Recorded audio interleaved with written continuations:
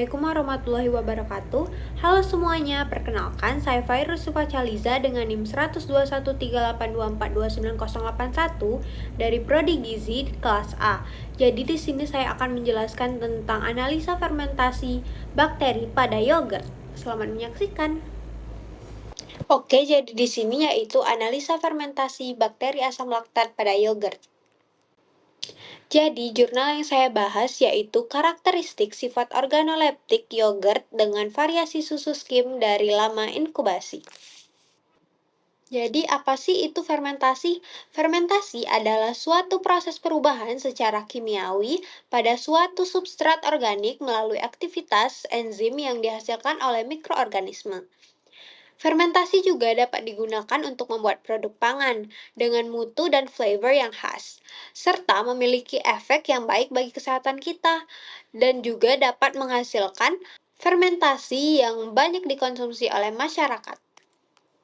Yogurt merupakan minuman yang berasal dari Bulgaria, didapat dari susu kambing ataupun susu sapi yang telah dipanaskan.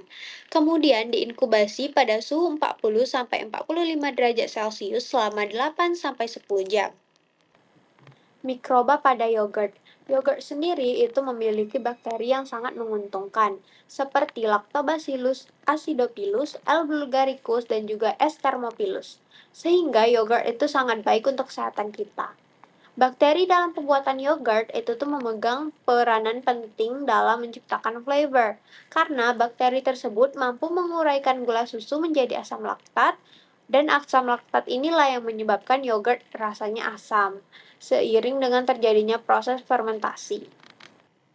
Pada cara pembuatan yogurt, yaitu menggunakan metode dengan prinsip pembuatan yogurt melalui tahapan fermentasi susu yang ditambahkan bakteri asam laktat, serta menggunakan bahan-bahan yaitu susu murni, susu skim sesuai dengan perlakuan seperti 0%, 5%, 10%, serta 15%, dan juga gula pasir 50 gram, serta starter yogurt. Alat-alat yang digunakan sendiri yaitu ada wadah atau toples, gelas ukur, kompor dan panci masak, panci sterilisasi, sendok, kain penutup, dan juga kulkas. Serta di sini ada diagram yang diambil dari jurnal tersebut. Pada proses pembuatannya, kita dapat menyampurkan susu murni, gula, dan juga susu skim sesuai variasi. Lalu, panaskan campuran hingga suhu mencapai 90 derajat Celcius. Dinginkan sampai suhu mencapai 40 derajat Celcius. Lalu, kita dapat menambahkan starter yogurt dan aduk sampai merata. Tutup wadah lalu inkubasi pada waktu tertentu seperti 8, 10, dan juga 12 jam. Setelah inkubasi selesai, kita dapat menyimpan yogurt. Pengujian itu sendiri dilakukan uji organoleptik deskriptif dan juga hedonik oleh 40 panelis. Parameter yang diukur yaitu warna, tekstur, dan juga rasa. Seperti referensi gambar di samping yaitu cara proses pembuatan yogurt. Streptococcus thermophilus akan berkembang biak dan menghasilkan asam maupun CO2. Asam CO2 yang dihasilkan tersebut akan merangsang pertumbuhan dari Lactobacillus bulgaricus. Di sisi lain, aktivitas proteolitik dari Lactobacillus bulgaricus ini akan memproduksi peptida penstimulasi dan juga asam amino untuk dapat dipakai oleh Thermophilus.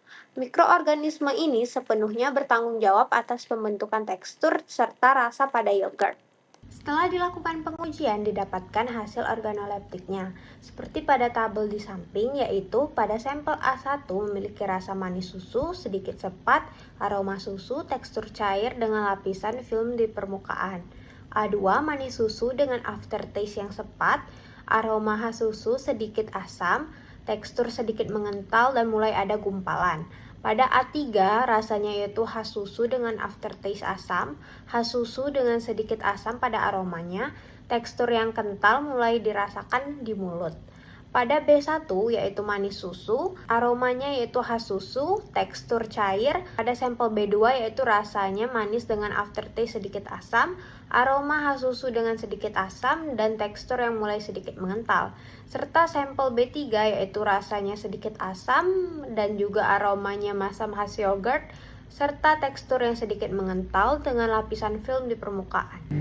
Dalam penelitiannya, mengatakan tidak ada perbedaan secara signifikan di antara fermentasi 12 jam dengan 24 jam, sehingga kita dapat menyimpulkan bahwa inkubasi yang dilakukan selama 12 jam merupakan lama inkubasi terbaik pada yogurt.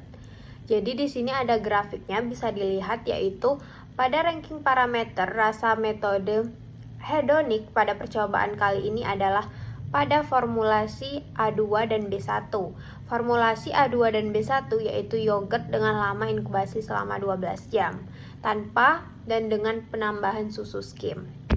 Dari hasil percobaan penambahan susu skim 15% dengan lama waktu inkubasi 12 jam kurang disukai karena berdasarkan literatur sudah banyak protein yang terkoagulasi karena waktu fermentasi yang semakin lama dan juga kontraksi susu skim yang sudah tinggi. Hasilnya yaitu kita dapat melihat pada gambar 3 grafik uji hedonik parameter tekstur. Hasilnya yaitu B2 yang paling banyak disukai. Pada parameter aroma, kita dapat melihat pada produk tersebut ditimbulkan karena banyaknya bakteri asam laktat yang terfermentasi di dalamnya. Dan juga kita dapat melihat grafiknya, yaitu paling tinggi pada A3 dengan 4,5. Pada parameter warna susu, untuk warna susu skim itu berpengaruh sedikit karena warna susu skim sendiri itu tuh putih tulang. Dan juga kecilnya kandungan lemak pada susu skim mengakibatkan warna yogurt sedikit putih kekuningan. Sedangkan untuk rasa, penambahan susu skim tidak berpengaruh terhadap rasa yogurt. Hasil percobaan ini yaitu parameter warna yang paling disukai ialah yogurt dengan formulasi A3.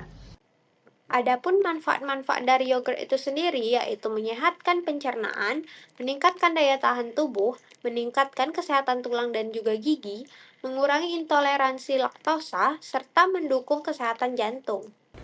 Oke, mungkin itu saja yang dapat saya jelaskan. Semoga bermanfaat. Terima kasih.